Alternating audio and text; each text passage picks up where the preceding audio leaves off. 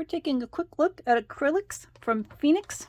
These are inexpensive ones. You get a whole set for $5. The inside lid gives you information on mixing. You get a bunch of little tubes. With acrylics, you want to use them as you are actually going to paint with them, because once acrylic paints dry, they dry into hard plastic and can't be used again. So what you normally do is you take the colors that you want. They come in a little metal tube. You squeeze out just the amount that you think you're going to use, and you cap it up. You don't want it to get air on it for too long because it will dry out. When you've got it in this wet state here, it will last a couple days if you put saran wrap over the top of it and put it in the fridge. So always seal up the containers.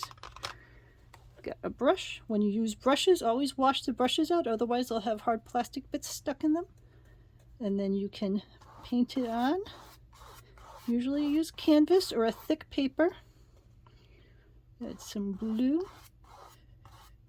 It'll stay wet for a little while, we'll say like 10 or 15 minutes. It gives you some time to work with it. Watercolors dry much faster than that, and you can mix them together to make purples. You get other colors in here, but it spreads pretty smooth. The cheaper brands will give you less rich colors, but they're still okay. I mean, this still looks like a lovely blue and red. And of course, the more expensive ones, you'd end to pay a lot more for the same little tubes. So I would go ahead and start with an inexpensive set of tubes of acrylic. See what you think about it. Get the hang of how long you can work with it before it starts to harden. And the colors of it. Acrylics, you can paint things over, so if you didn't like that red, you could put blue right on top of it, and it'll cover it up. And then if you let that dry and then put another layer on, you could cover it even more. So acrylics has the advantage, if you don't like something, just let it dry and you can paint right over the top of it. Ask with any questions about